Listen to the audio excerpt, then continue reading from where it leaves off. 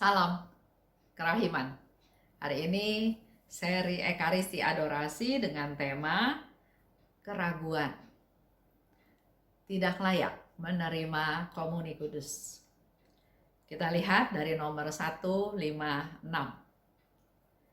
Pernah, aku ingin sekali menyambut komuni kudus. Tapi aku agak ragu-ragu dan aku tidak pergi. Aku sangat menderita karena hal ini. Aku merasa bahwa hatiku terbakar oleh karena rasa sakit. Bagaimana dengan kehidupan kita? Kadang ya kita punya niat, Tuhan saya mau pergi ke perayaan Ekaristi. Tapi ada gangguan dan merasa ya udahlah hari ini saya nggak pergi, besok lagi. Nah, kalau kita nggak pergi, terus biasanya suka ada penyesalan, kok nggak pergi ya? Padahal kalau saya usahakan, kalau saya paksakan, saya bisa pergi. Nah, yang dialami oleh Suster Faustina, dia ragu-ragu tapi itu menyebabkan dia sangat menderita. Ketika aku siap melaksanakan tugasku, hatiku penuh dengan kepahitan. Karena kita tahu ya dari buku diary Suster Faustina, bolak-balik Suster Faustina katakan, komuni kudus adalah sumber kekuatanku. Kalau aku nggak terima komuni kudus, aku nggak tahu apa yang harus aku lakukan. Jadi betul-betul komuni kudus adalah sumber kekuatan dari Suster Faustina. Tapi di sini dia bercerita, dia merasa ragu untuk menyambutnya. Dan karena agak ragu-ragu, dia nggak sambut.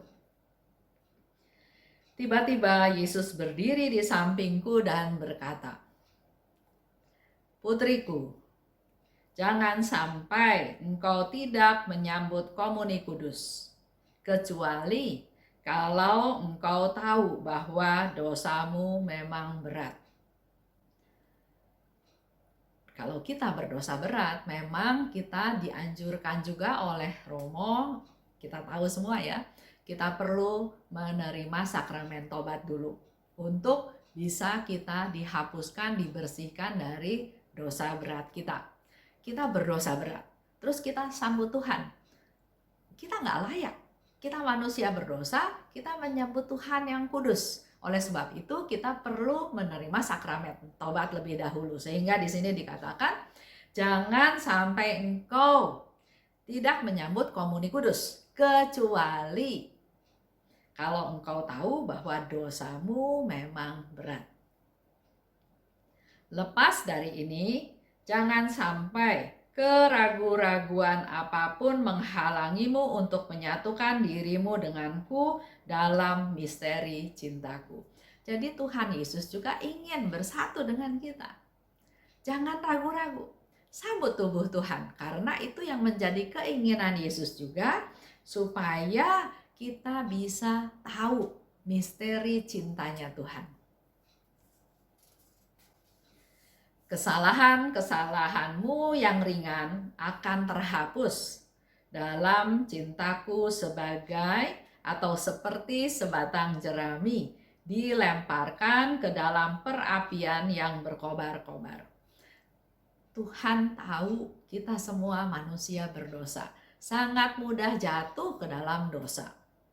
Dan kadang-kadang dosa kita adalah dosa yang itu lagi, dosa lagi, bersalah lagi, nggak mau marah, tapi dengan situasi, dengan keadaan marah. Tuhan, saya mau sabar. Tapi ternyata kenyataannya, Tuhan, kok saya jadi marah-marah lagi? Kita masuk ke dosa yang terus-menerus, dosa yang sama. Tapi di sini Yesus katakan, kesalahan-kesalahanmu yang ringan akan terhapus dalam cintaku, seperti sebatang jerami masuk ke dalam kobaran api. Udah hilang. Ketahuilah bahwa engkau sangat mendukakan hatiku kalau engkau tidak menyambut aku dalam komuni kudus. Jadi kalau kita enggak sambut tubuh Tuhan, bukan hanya Suster Faustina merasakan kepahitan sepanjang hari itu, tapi juga sekaligus Yesus katakan, engkau mendukakan hatiku. Yesus sangat ingin bersatu dengan manusia, dengan ciptaannya, dengan saudara-saudaranya, dengan yang dikasihi oleh Dia. Tapi kita dengan kehendak bebas kita, seolah-olah saya nggak mau terima komuni, saya nggak mau datang ke perayaan Ekaristi, cukup seminggu sekali saja. Padahal kerinduan Tuhan itu kalau bisa sesering mungkin bersatu dengan kita. Bukan untuk kepentingan Tuhan, tapi untuk kepentingan kita. Supaya kita mengalami kasih Tuhan, mengalami misteri cinta Tuhan. Bagaimana Tuhan mau melimpahkan cintanya, melimpahkan kasihnya, sementara kita terus membuat benteng, nggak mau sering-sering bersatu dengan Dia. Kalau kita lihat di nomor 612, di situ disebutkan, sekali waktu aku ragu-ragu apakah yang telah terjadi padaku sungguh-sungguh melukai hati Tuhan Yesus atau tidak. Kita juga kadang ragu ya dalam hidup kita, aduh saya lakukan ini salah nggak ya? Dosa nggak ya? Contoh yang sederhana, kita menegur orang. Aduh Tuhan, saya tadi kok negur orang, harusnya kan saya nggak usah negur. Aduh Tuhan, saya bersalah, saya berdosa.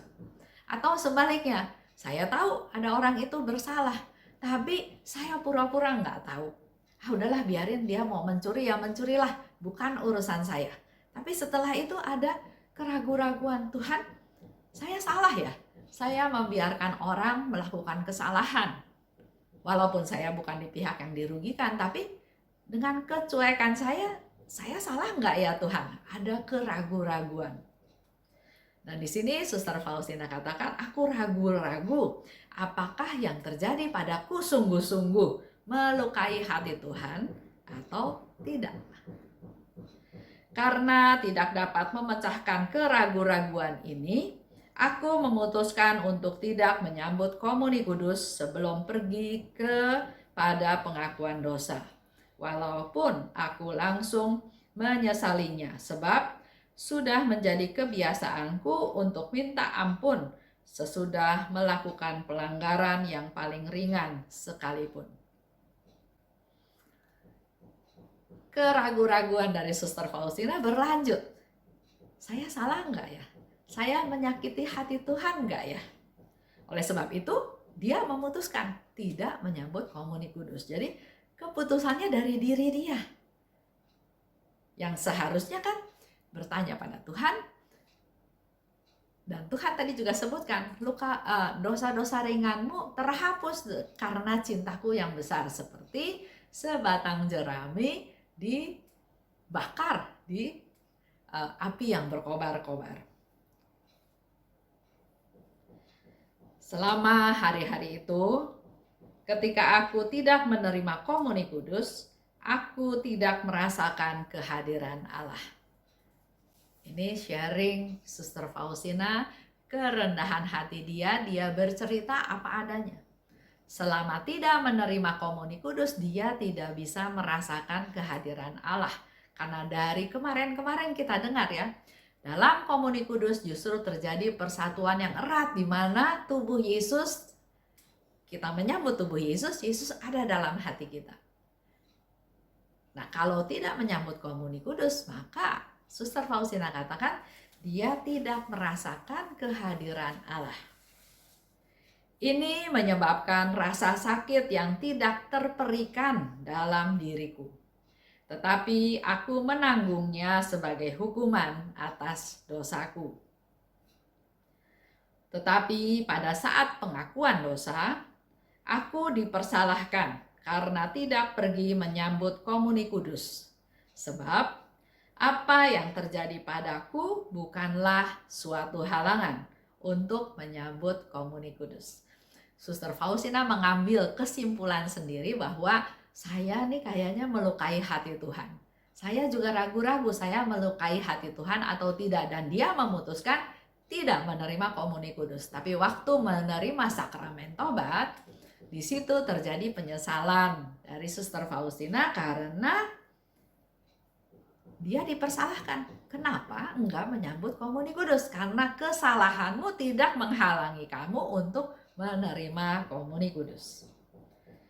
Sesudah pengakuan dosa, aku menyambut komuni kudus.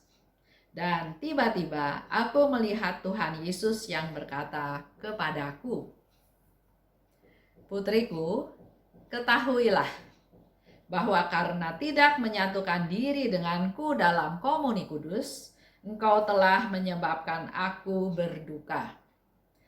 Dan duka citaku karena hal ini lebih besar daripada duka citaku karena pelanggaranmu yang kecil itu." Di sini Tuhan Yesus mengeluarkan isi hatinya. Suster Faustina enggak nyambut komuni kudus karena dia berpikir dia menyakiti hati Tuhan. Tapi setelah pengakuan dosa, justru dia mendengar bahwa apa yang tidak dilakukan oleh Suster Faustina dengan tidak menyambut komuni kudus itu lebih mendukakan hatinya Yesus daripada pelanggaran kecil yang Suster Faustina buat. Itu boleh menjadi refleksi ya buat kita semua. Apakah kita mau menyenangkan Tuhan?